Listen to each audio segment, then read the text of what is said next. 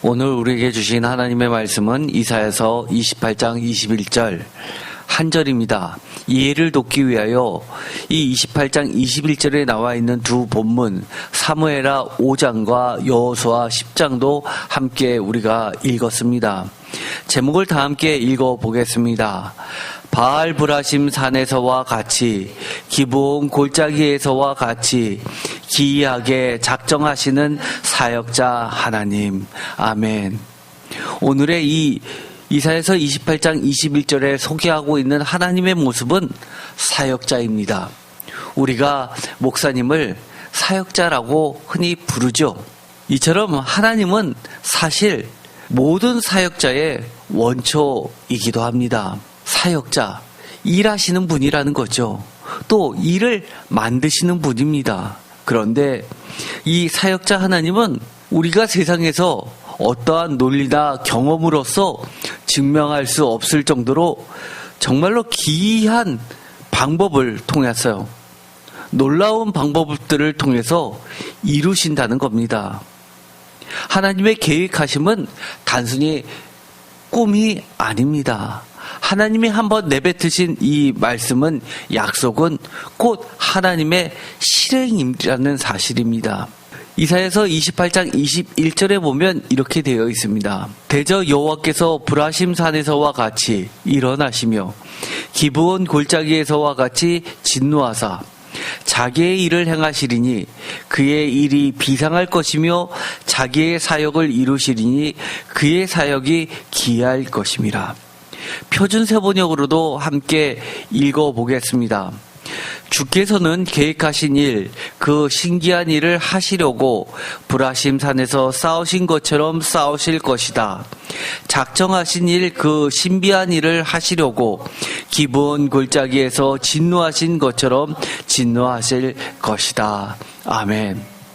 우리가 사실 이 여호수아서나 사무엘서 같은 경우는 이미 다 오래전에 했습니다.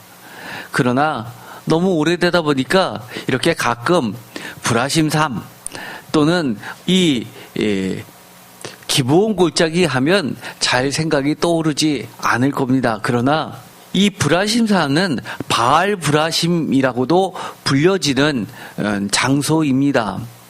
이 브라심이라는 뜻은 균열이라는 뜻으로서 균열의 산이란 뜻입니다. 그리고 이것은 우리가 이미 사무엘하 5장을 읽었듯이 다윗이 처음 예루살렘을 다스리게 된, 수도로 삼게 된 배경도 나와 있습니다. 이곳에서는 다윗성을 세우는데 그것을 시온성이라고 처음 얘기하고 있습니다. 우리가 가끔은 예루살렘성 이라고 이야기하면 이것이 시온성 산인지 예루살렘 산인지 어떤 분은 헷갈려 하시는 분도 계시지만 사실은 동일한 산이라고 할 수 있습니다. 동일한 장소인데 이 시온산이라고 하는 것은 특별히 이 사무엘하 5장을 기준으로 했을 때는 이 기브온 언덕 건너편에 연이어서 있는 이 언덕에 있는 산으로서 다윗성을 지었던 곳입니다. 전체적으로는 이것을 이 기브온 맞은편에 위치하고 있는 예루살렘 성 안에 있는 어느 조금 작은 범위의 산을 시온산이라고 할 수도 있습니다. 그래서 엄격히 이야기하면 시온산이나 예루살렘이나 같은 곳입니다. 이 바알 브라심에서 바알이라는 말이 들어가다 보니까 좀 부정적으로 생각하시는 분이 계실 겁니다. 그런데 우리가 사무엘하 5장을 읽어보면 이곳에서 믿었던 주신이 바알이었기 때문에, 우상이었기 때문에 승리하고 나서 그곳에 있는 이 바알들을, 우상들을 버리고 도망갔는데 그것을 다윗이 부하들을 시켜서 한 곳에서는 버린다라고 표현했고 다른 곳에서는 이것을 모두 태워버렸다고 표현하고 있습니다. 어쨌든 바알을 깨트렸다. 바알이 깨진 곳이라는 뜻으로 기록이 되어 있습니다. 다윗 왕이 블레셋 군대를 물리친 장소인데 이것이 다른 곳에서 블레셋을 물리쳤던 곳하고는 사실은 의미가 매우 다릅니다. 우리가 잘 알고 있듯이 다윗이 사울을 피해서 도망 다닐 때 블레셋으로도 도망갔다가 침을 질질 흘리면서 미친 척을 해서 도망 나왔던 적이 있었습니다. 그러다 보니까 이 블레셋은 다윗이 자기네들의 부하라는 생각을 기본적으로 갖고 있었습니다. 그런데 다윗이 이 시온산을 점령했다는 말은 자기네들에 대한 주적이 될 수 있다는 것을 상정하고 있기에 이 다윗을 다시 소환하기 위하여 자기의 세력 안에 두기 위하여 이 블레셋의 5 연합 도시들이 연합하여 초장에 다윗에게 본때를 주기 위하여 쳐들어왔는데 그것을 물리쳐는 매우 상징적인 장소입니다. 전쟁이었죠. 이것으로 인하여 다윗은 명실상부하게 블레셋의 속국이 아니라 블레셋과 대등한, 그리고 결국은 하나님께서 블레셋에서 독립을 해서 오히려 블레셋을 지배하는 가나안 지방의 팔레스타인 지방의 절대 군주로 세우는 첫 단추라고 할 수도 있습니다. 우리가 이미 읽었지만 사무엘하 5장 17절 이스라엘이 다윗에게 기름을 부어 이스라엘 왕으로 삼았다 함을 블레셋 사람들이 듣고 블레셋 사람들이 다윗을 찾으러 다 올라오매 다윗이 듣고 요새로 나가니라. 찾으러 왔다라고 하는 것은 다윗을 잡으려고 올라왔다 라는 뜻입니다. 18절 블레셋 사람들이 이미 이르러 르바임 골짜기에 가득한지라. 19절 다윗이 여호와께 여쭈어 이르되 내가 블레셋 사람에게로 올라가리이까 여호와께서 그들을 내 손에 넘기시겠나이까 하니 여호와께서 다윗에게 말씀하시되 올라가라 내가 반드시 블레셋 사람을 내 손에 넘기리라 하신지라. 다윗이 다른 곳에서는 그렇게 전쟁 전에 하나님께 여쭙는 일이 그렇게 많이 나오지 않습니다.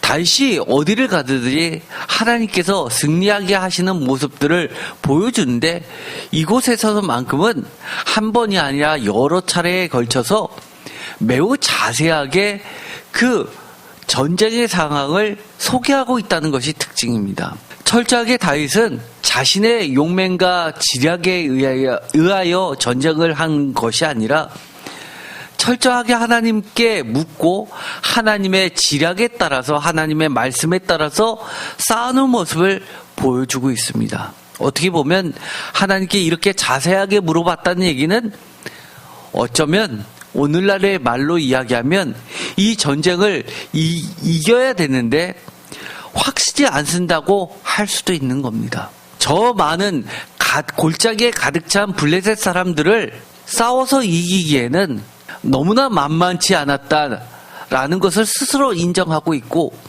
이렇게 하자니 이게 문제고 저렇게 하자니 저게 문제인데 도대체 어떻게 하면 좋을지 망설이던 차에 하나님의 이 전략에 따라서 움직이는 모습을 보여주고 있는 겁니다. 다른 말로 이야기하면 철저히 이 싸움의 지략가는 하나님이시오. 이 싸움은 철저하게 하나님에 의해서 시작되고 하나님에 의해서 완성된다는 것을 보여주는 장면입니다. 20절 다윗이 바알 브라심에 이르러 거기서 그들을 치고 다윗이 말하되 여호와께서 물을 흩은같이 내 앞에서 내 대적을 흩으셨다 하므로 그곳 이름을 바알 브라심이라 부르니라. 여호와께서 물을 흩은같이 라는 뜻은 무엇일까요? 이것은 속담으로 홍수가 모든 것을 휩쓸러 버리듯이 라는 뜻입니다. 우리가 가끔 외신에서 정말 홍수가 나서 모든 산을 깎아내면서 휩쓸려가는 그 홍수를 보면 집들도 다 무너져서 떠내려가는 모습을 보게 됩니다. 그 힘은 어마어마하게 무시무시하게 사람의 힘으로는 감당할 수 없는 그런 모습을 여러 차례 여러분들은 보았음을 기억하실 겁니다. 그런데 그래서 그곳을 바알 브라심이라고 불렀다고 합니다. 그런데 그 다음에 보면 21절, 거기서 블레셋 사람들이 그들의 우상을 버렸으므로 다윗과 그의 부하들이 치우니라 라고 하면서 다윗과 그의 부하들이 치웠다, 우상을 치웠다라고 사무엘하 5장 21절에선 이야기하고 있지만, 단순히 우리들이 버리고 갔으니까 그 옆으로 버려서 길을 만들어서 지저분하니까 정리하는 그런 차원이라고 생각하실 수도 있습니다. 그러나 역대하 14장에 보면 이것을 이렇게 번역하고 있습니다. 12절, 블레셋 사람이 그들의 우상을 그곳에 버렸으므로 다윗이 명령하여 불에 사르니라. 다윗은 그 신상들을 불태워 버리라고 명령하였다라고 바꾸어 기록하고 있습니다. 아마 이것은 그 불이 사를 수 있는 우상의 목재 형태였을 것으로 추정하고 있는 듯합니다. 돌이었다면 아마 불로는 해결되지 않으니까 깨부쉈다, 가루로 만들었다라고 했을 수도 있을 겁니다. 어쨌든 간에 그 우상은 더 이상 흔적조차 남기지 않을 정도로 깨부수든 이처럼 불에 사르든 모두 다 가증스럽게 하나님이 진멸하시는 모습대로 그렇게 없애버렸다는 것을 우리는 알 수 있습니다. 즉, 이 전쟁은 우리의 전쟁이 아니라 하나님이 모든 것을 휩쓸어 버리듯이 버렸기 때문에 그들의 흔적조차 사람들이 기억하지 못하도록 했었던 조치로 보여집니다. 또 한 가지 기브온이라는 이야기가 이사야서 28장에 나오게 됩니다.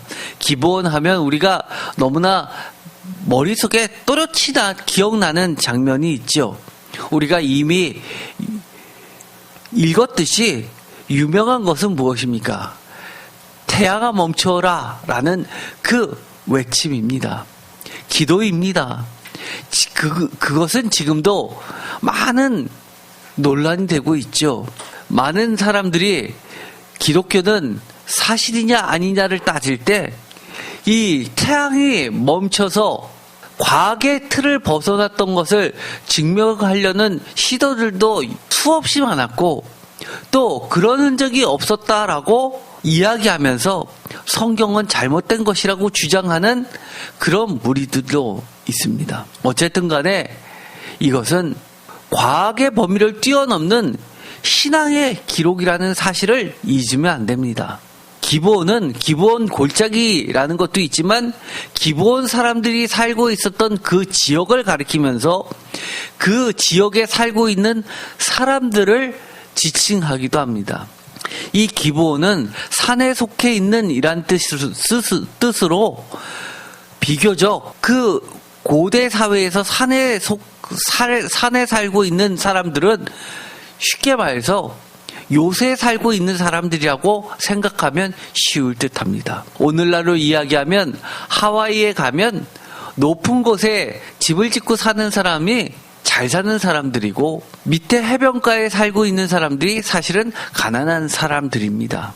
즉, 외적의 침입이 왔을 때 위에서부터 내려보면서 자신들을 방어할 수 있는 그런 방어 태세가 갖추어져 있는 힘 있는 자들이나 차지할 수 있는 매우 좋은 땅이란 뜻입니다.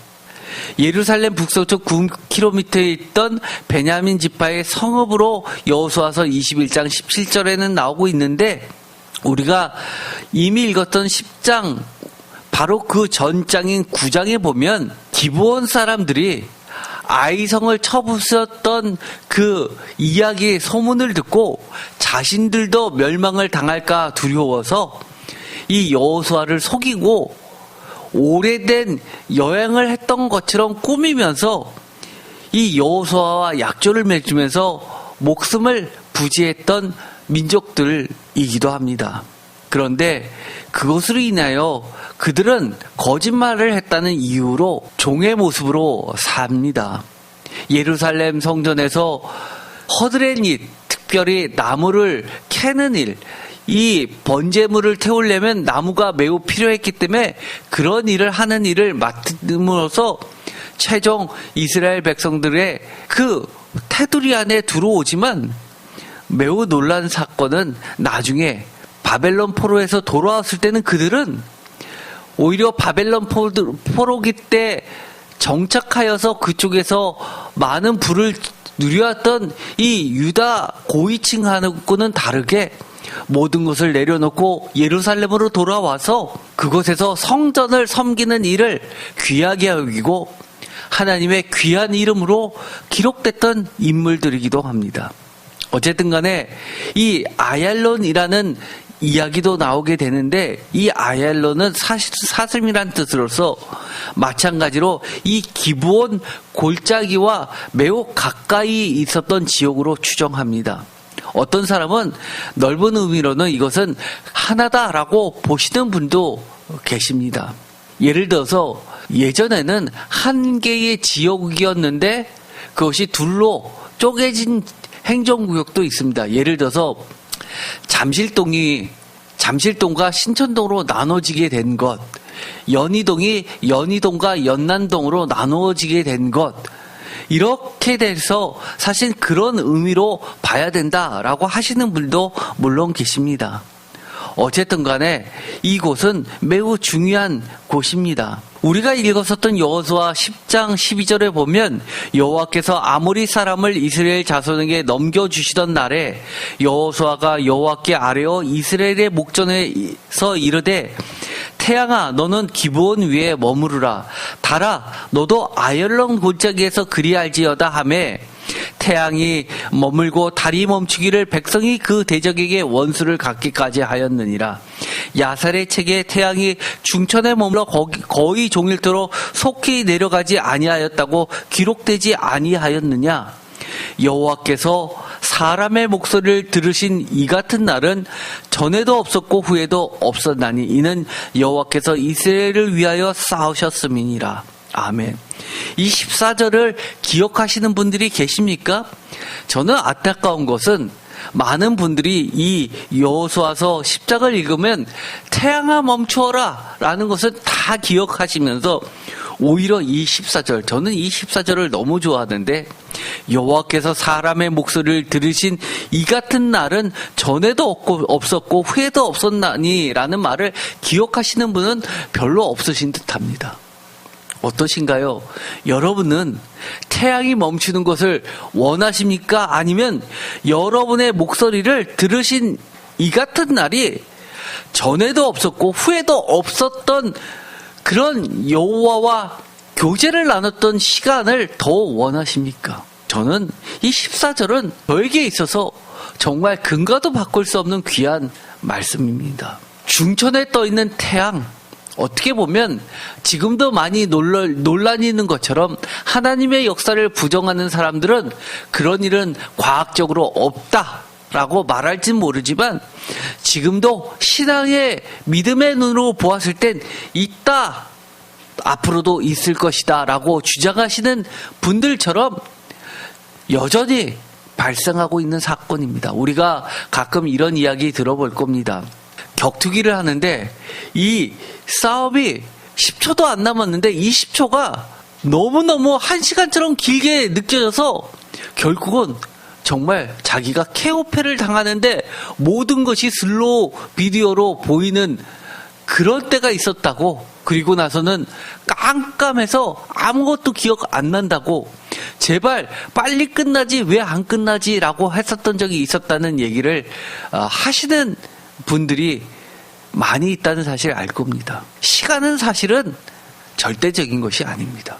어떨 때는 우리가 삶 가운데서 도저히 끝나지 않는 길고 긴 시간 같지만 어떨 때는 하나님이 역사하시면 정말 언제 그랬지 한순간의 꿈처럼 순식간에 역전되는 그런 때가 있습니다. 하나님의 시간 안에 있다면 우리는 우리가 느끼고 경험하는 시간이 다가 아니라는 사실을 우리는 기억할 필요가 있습니다. 여호수아 10장 1절에 그때 여호수아가 아이를 빼앗아 진멸하되 여리고와 그 왕에게 행한 것과 같이 아이와 그 왕에게 행한 것과 또 기브온 주민이 이스라엘과 화친하여 그 중에 있다 함을 예루살렘 왕 아도니 세덱이 듣고, 여기서도 예루살렘 이야기가 나옵니다. 2절 크게 두려워하였으니 이는 기브온은 왕도와 같은 큰 성임이요 아이보다 크고 사람들은 다 강함이라. 왕도와 같은 큰 성이라 라고 이야기한 것은 왕이 있는 도성처럼 큰 성읍이다 라고, 왕은 없지만 국가는 아니지만 그 민족들은, 사람들은 매우 평화로우면서도 매우 강력한 주민 도시였음을 알 수 있습니다. 매우 현명한 사람들이, 현인들이 다스리는 지역이었다고 할 수가 있습니다. 3절에 예루살렘 왕 아도니 세덱이 헤브론 왕 호암과 야르문 왕 비람과 라기스 왕 아비야와 에글론 왕 드빌에게 보내어 이르되 내게로 올라와 나를 도우라. 우리가 기브온을 치자. 이는 기브온이 여호수아와 이스라엘 자손과 더불어 화친하였음이라 하매 아모리 족속의 5 왕들 곧 예루살렘 왕과 헤브론 왕과 야르문 왕과 라기스 왕과 에글론 왕이 함께 모여 자기들의 모든 군대를 거느리고 올라와 기브온에 대진하고 싸우니라. 여기 보면 이 지역들은 아모리 족속의 5 왕들이 다스리는 이 도시 국가들, 예루살렘 왕, 헤브론 왕, 야르무드 왕, 라기스 왕, 에글론 왕, 이 지역들은 남유다를 나중에 형성하는 데 있어서, 이스라엘을 형성하는 데 있어서, 다윗이 예루살렘 성을 형성하는 데 있어서 절대적으로 중요한 도시 국가들입니다. 예루살렘 왕은 말할 것도 없고요. 헤브론 왕도 마찬가지고, 라기스 왕은 항상 북쪽에 거대한 세력이 쳐들어올 때 이 라기스를 점령하는 것은 곧 예루살렘 코앞까지 쳐들어왔다는 것을 상징하는 군사 요충지입니다. 기브온 사람들이 길갈 진영에 사람을 보내어 여호수아에게 전하되 당신의 종들 돕기를 더디게 하지 마시고 속히 우리에게 올라와 우리를 구하소서. 산지에 거주하는 아모리 사람의 왕들이 다 모여 우리를 치나이다 하매 여호수아가 모든 군사와 용사와 더불어 길갈에서 올라가니라. 왜 그들이 기브온 사람을 치려고 할까요? 기브온이 넘어갔다는 이야기는 그 산 위의 지역이 점령되면 나머지 높은 곳들도 다 점령되기는 시간 문제라고 생각했기 때문입니다. 그 정도로 매우 중요한 것이죠. 우리 기브온 하면 가장 많이 기억되는 곳이 어디입니까? 대표적인 거 생각나시는 거 있습니까? 그렇죠. 솔로몬 왕이 예루살렘 성전이 세워지기 전에 어디에서 1000번째 제사를 드렸습니까? 기브온 산당입니다. 산당이라고 하니까 이상하지만 기브온 예배처라고 보시면 됩니다. 그 정도로 이 기브온은 나중에 예루살렘 성전의 기초를 형성하게 되는 밑그림을 그리게 되는 매우 중요한 장소였습니다. 그런데 우리가 이 이사야서 28장 21절을 보면 숨겨진 하나님의 작정하신 비상하고 기이한 하나님 자신의 사역이 숨겨 있습니다. 21절을 다시 한번 읽어볼까요? 다 함께. 대저 여호와께서 브라심 산에서와 같이 일어나시며 기브온 골짜기에서와 같이 진노하사 자기의 일을 행하시리니 그의 일이 비상할 것이며 자기의 사역을 이루시리니 그의 사역이 기이할 것임이라. 아멘. 1차적으로 하나님이 행하신 자기의 일, 비상한 일, 자신의 사역, 이루신 일, 기이한 하나님의 사역은 무엇일까요?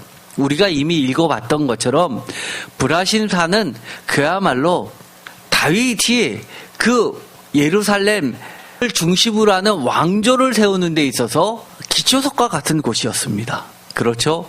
무려 헤브론에선 7년이지만 브라심 전쟁을 통해서, 바알 브라심 사건을 통해서 무려 33년 동안 합쳐서 40년이라는 것은 완전수 40년, 숫자적으로 40이라는 의미가 아니라 성경에서 이야기하는 다윗이 세상에서 누릴 수 있는 완전한 통치의 시대를 이야기합니다. 그런 브라심 산에서의 기적, 또 기브온 골짜기, 이것은 더더욱 과학적으로는 증명할 수조차 없는 정말 이전에도 없었고 이후에도 없고 성경에서 이야기하는 것처럼 이 성경이 기록될 당시에 지금처럼 무슨 과학이나 뭐 천체 같은 게 있었나요? 그런 게 없었는데도 사람의 기도를 들은 것이 이 같은 일이 전에도 후에도 없을 정도였다라고 이야기할 정도로 그런 놀라운 기이한 일, 이것이 1차적인 뜻일 겁니다. 그러나 저는 이 21절을 읽으면서 하나님이 이루신 자기의 일, 그 중에서도 작정하신 일, 계획하신 일은 무엇일까? 저는 그것을 묵상하게 되었습니다. 다른 숨겨진 2차적인 뜻은, 이것은 순전히 학문적이라기보다도 서두에서 이야기했던 저의 신앙적 고백입니다. 물론 학교에서 이렇게 이야기하면 교수님들조차도 아유 이거는 뭐 학문적으로 맞지 않는 이야기지라고 하실지도 모르겠습니다. 그러나 저는 신앙적으로 여긴 숨겨져 있는 하나님의 놀라우신 일이 있다고 봅니다. 첫 번째, 이사야서 28장에 하나님의 기이한 사역들을 문자적으로 하나님의 말씀으로 하면 첫 번째, 행하신 하나님 자신의 일이었습니다. 두 번째, 비상한 일이었습니다. 같은 뜻이죠. 세 번째, 이루시는 하나님의 사역입니다. 사역자 하나님이었죠. 그리고 그 사역은 매우 기이한 일이었습니다. 이것을 한 말씀 안에, 한 절 안에 불화신산 사건과 기브온 골짜기 사건을 같이 기록했다는 것이 저는 놀라울 따름입니다. 불화신산 사역은 어떤 사역이었습니까? 다윗이 개입된 사건입니다. 다윗은, 다비드라는 것은 헬라어로 이야기하면 사랑받는 자라는 뜻이고, 히브리어로 발전되면 이것이 메시아 그리스도의 대표적인 상징 인물이 다윗입니다. 그래서 마태복음에서는 메시아의 자손 다윗 메시아라고 이야기하고 그리스도라는 말을 하게 됩니다. 두 번째, 기브온 골짜기 사역은 하나님이 하셨던 기브온 골짜기 사역을 통해서 숨겨진 코드는, 히브리어는 여호수아라는 그 뜻은 하나님이 구원이시다라는 뜻입니다. 이것은 이예수라는 헬라어로 바뀌게 됩니다. 우리가 헬라어는 이예수라고 쓰지만 우리 성경은 이것을 예수라고 있습니다. 그래서 예수 그리스도 할 때 이 예수도 여호수아 예수입니다. 즉 구원자라는 뜻이죠.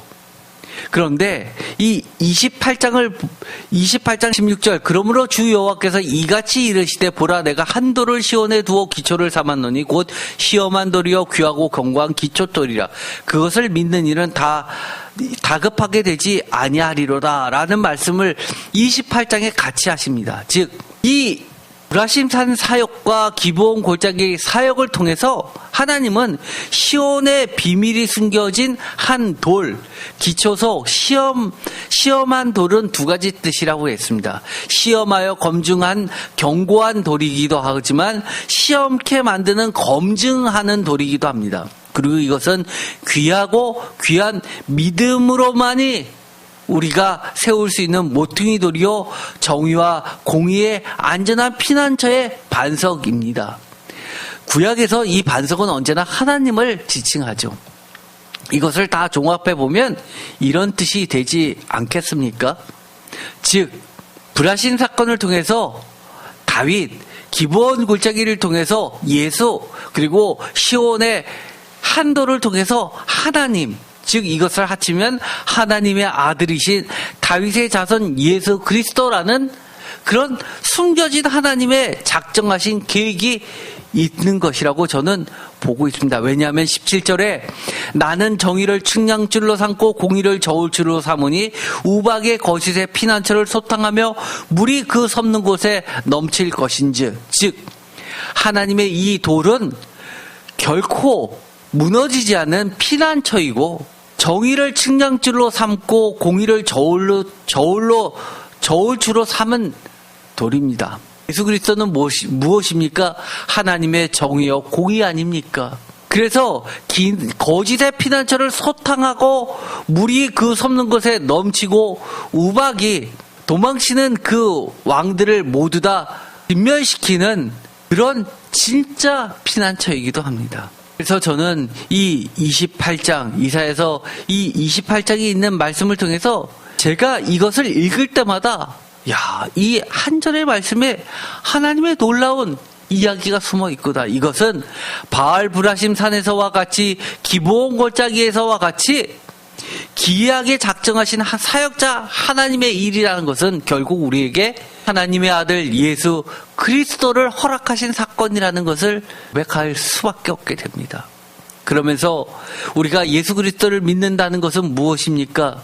언제나 하나님의 대적자들 앞에서는 바알불하신 사역을 이루시는 분, 기브온 골짜기에서 태양을 멈추시게 하는, 그러면서도 전에도 후에도 이처럼 인간의 소리, 사람의 소리를 들으신 일이 없게 만드시는 그 분, 그것은 바로 예수 그리스도라는 것을 우리가 다시 한번 확인하게 됩니다. 여러분, 우리가 늘 어려운 일을 당하면 누구 이름으로 기도합니까? 예수 그리스도 아닙니까? 우리가 오늘은 하나님 앞에 예배를 바치고 기도할 때는 짧지만 이 예수 그리스도는 정말 바알 브라심 산에서의 사건이고 기브온 골짜기에서의 그런 사건으로 모든 것을 통합하면서 이전과 이후에는 이처럼 사람의 소리를 들은 사건이 없게 만드시는 그런 약속의 하나님의 사역이었구나 생각하시면서 예수 그리스도께 기도 드리시기를 간절히 소망합니다. 기도하고 마치겠습니다. 하나님 감사합니다. 오늘도 우리 앞에 펼쳐져 있는, 그것도 인생의 초기 아니면 먼 커다란 계획에서 반드시 첫 단추를 끼워야만 되는 절대절명의 중요한 사건 앞에서 우리의 대적자들이 우리보다 크고 강할 때, 도저히 놀랍고 기적적인 방법이 아니면은 이길 수 없을 때 여호와 하나님께서 직접 계획하시고 작정하시고 숨겨놓으신 바알 브라심 산에서의 사건과 기브온 골짜기에서의 이 중천에 떠있는 태양의 사건을 통해서 모든 것을 드러내신 전에도 후에도 없는, 이처럼 하나님께서 인간의 소리, 사람의 소리를 들으신 적이 없을 정도로 그렇게 놀라운 약속의 하나님의 놀라운 이름 예수 그리스도의 사역이라는 사실을 우리가 다시 한번 믿게 됩니다. 오늘도 예수 그리스도의 이름으로 기도합니다. 우리의 인생에서 전에도 후에도 없는 이 놀라운 일들이 벌어지게 하시고, 어떠한 대적들이 때를 지어서 연합하여서 우리를 대적한다 하더라도 하나님께서 승리케 하여 주시옵소서. 그리하여 하나님이 아닌 그 세상의 어떤 것도 강한 것은 없다는 것을 보여주는 사건이 되게 하여 주시옵소서. 예수 그리스도의 이름으로 기도드립니다. 아멘.